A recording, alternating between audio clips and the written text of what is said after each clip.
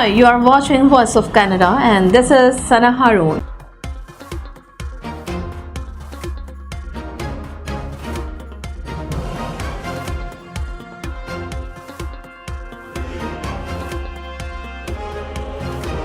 New York government Andrew Cuomo has announced his resignation a week after the release of a damning report about allegations of sexual misconduct, which heightened calls for him to step down. A reluctant resignation from one of the most prominent politicians in the U.S. Governor Andrew Cuomo spent mere seconds stepping down, using the rest of his 20-minute public statement to deny sexual harassment allegations against him and defend his record. It's been more than a week since a report by the Attorney General accused Cuomo of sexually harassing 11 women, including a former staffer. Now, New York State will have its first female governor, Kathy Hochul, Cuomo's second in command. Once praised for his handling of the pandemic that hit New York City hard last year, in Times Square today, little sympathy. Now one of the highest profile falls in the Me Too era, the case against Cuomo has added fresh fuel to a conversation sparked by the movement. 3 First Nations in British Columbia have come together to investigate the former site of St. Paul's Indian Residential School in North Vancouver for unmarked graves, as Ottawa announces funding for similar searches. Led by elders, leaders of 3 nations announced they've begun the search for unmarked graves.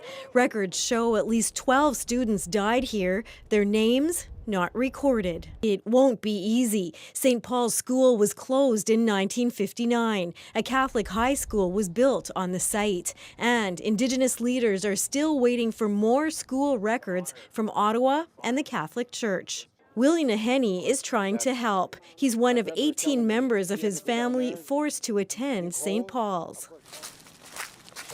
Nahenny says he's heard the stories of children who died here. From Ottawa Today, money to help.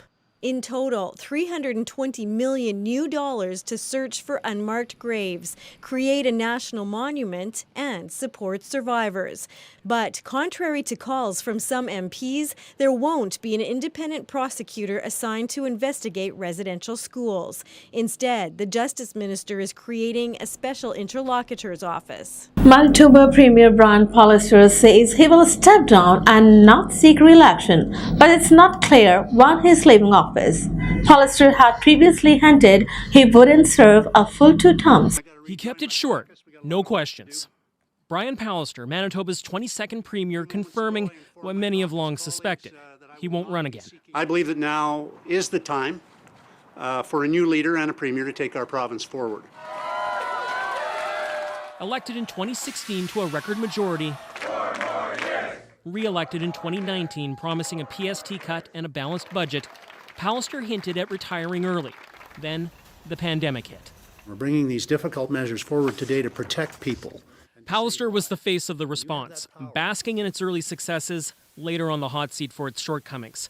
Criticized his government seemed unprepared for the devastating third wave. Pallister had a reputation for doing things his way, clashing with Ottawa, Winnipeg's mayor, Indigenous leaders, even his own appointees. A poll in June put support well behind the opposition NDP.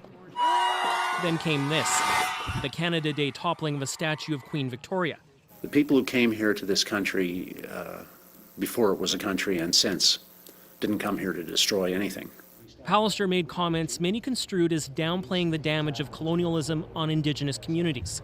A minister resigned, her replacement promptly added to the controversy. For the first time, government MLAs began to distance themselves. Pallister met with his caucus today.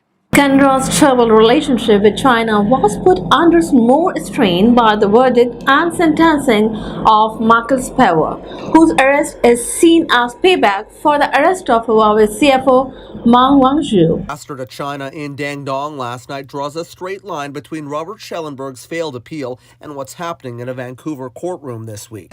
Huawei CFO Meng Wanzhou's lawyers made last-ditch efforts to stay her extradition case. Tomorrow, arguments on the substance of the extradition request finally begin. Canada-Chinese relations took a nosedive after RCMP arrested Meng in 2018 at Washington's request, just before Michael Spavor and Michael Kovrig were detained. Today, as Spavor waited to hear his fate, Ottawa condemned Robert Schellenberg's death sentence. We have repeatedly expressed to China our firm opposition to this cruel and inhumane punishment. Today, Western allies also condemned Beijing, just as they did during the trials of Spavor and Kovrig back in March. Some China watchers say that solidarity could have an impact. At home, the government continues to take heat over its handling of the crisis. Leader Aaron O'Toole even called for a boycott of the Beijing Olympics. The Canadian Armed Forces will not agree to a complaint's request that the RCMP investigate a claim of historical sexual assault against Vice Admiral Haroon Edmondson, even though it was recommended by a former Supreme Court Justice. Stephanie Vio went public 4 months ago with one of the most high-profile rape allegations against a senior leader of the forces. A request to the military clear for RCMP officers to independently investigate her case. But now, months later, the military says it won't. Vio was a 19-year-old steward on board a Navy ship when she alleges her superior, Hayden Edmondson, raped her. A claim denied by Edmondson, now a vice admiral and former head of HR. The military's refusal to hand over Vio's case goes directly against what the Liberal government promised. We will be making significant changes to the way the military functions in the coming months. Significant changes that include recommendations from former Supreme Court Justice Morris Fish to temporarily transfer sexual assault cases to civilian authorities until victims have more rights in the military. Experts say Vio's case is the first test of the Liberals' commitment to that, and it has failed. The Crown started laying out its arguments for Huawei executive Meng Wanzhou's extradition in Vancouver on Monday, with lawyers for Canada laying out arguments as to why she should be extradited to face fraud charges in the United States. Meng Wanzhou arrived at court today to hear the Crown's arguments in favor of extradition. Meng was arrested at Vancouver's airport in December 2018. She spent a week behind bars before being released on $10 million bail. Living under partial house arrest in a $14 million home, Meng has a curfew and is being tracked by a GPS ankle monitor and security guards. Her legal team maintains the arrest violated her rights and that she was used as a political pawn by then-President Donald Trump. But today, before a judge, the Crown argued this process has been fair and that there is evidence of fraud. The U.S. extradition request has worsened relations between Canada and China, which has repeatedly called for Meng's release. When Joe Biden was elected president, there was hope he would retract the extradition request, but he hasn't. The complexity, China's espionage cases against Canadians Michael Spavor and Michael Kovrig. After Canadian Michael Spavor was sentenced to 11 years in prison in China, some in Ottawa are hopeful he will soon be deported, while others are calling for a boycott of the 2022 Beijing Olympics. Diplomats from 25 countries showed support at Canada's embassy as Michael Spavor learned his fate. Today, China's embassy in Ottawa accused Canada of forming gangs to put pressure on the Chinese side and claimed it was completely futile. Canadian Ambassador Dominic Barton said Canadian officials are still trying to understand Spavor's sentence. Sentenced Canadian Kevin Garrett to 8 years with deportation in 2016.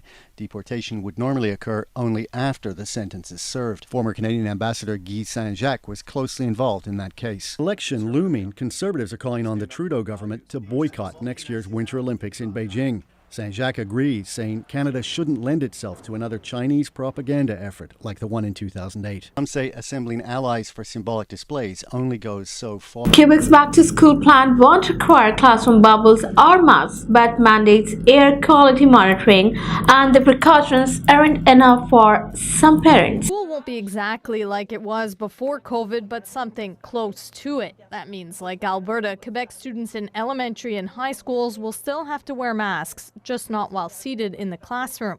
Gone, too, are the classroom bubbles. And activities are back. Vaccine passports will be required for high school students taking part in certain high-risk extracurricular activities.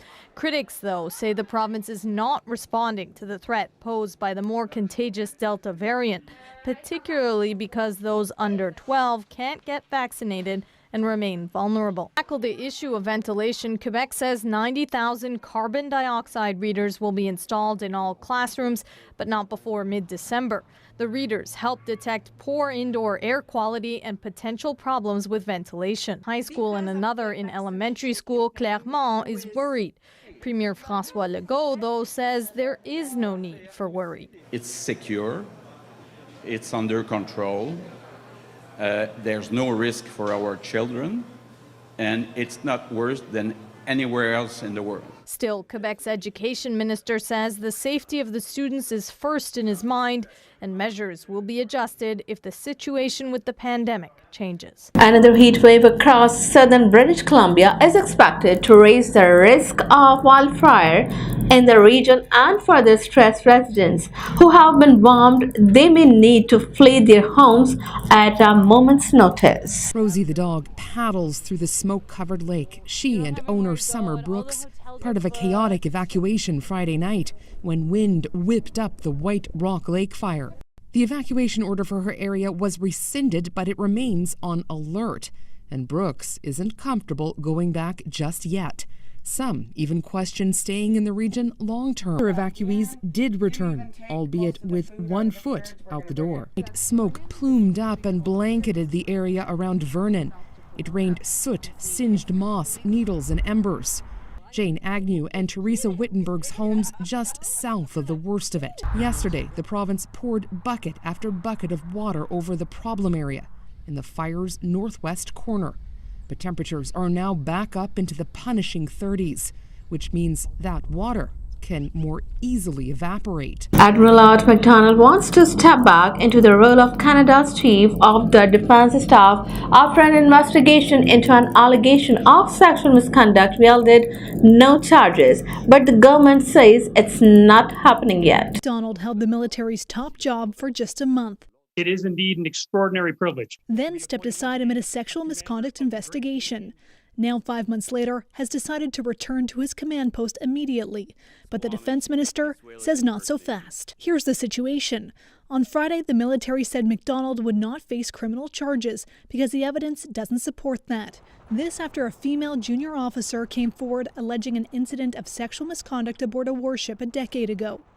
Today, MacDonald's legal team released a statement saying now that he has been exonerated, it is appropriate for Admiral MacDonald to return to his duties as CDS.